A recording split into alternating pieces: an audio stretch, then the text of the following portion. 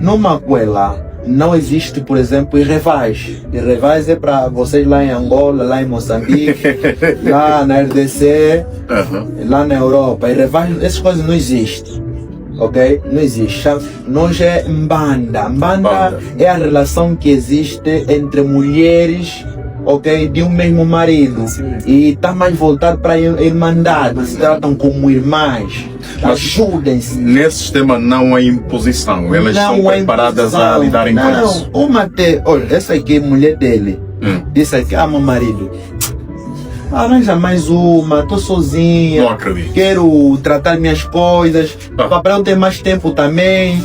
Em vez de estarmos grávidas assim, vai engravidar outra, já te dei. 2, 3. Então quero preservar também o meu corpo e tudo mais. E assim. Funciona exatamente assim. Foi assim.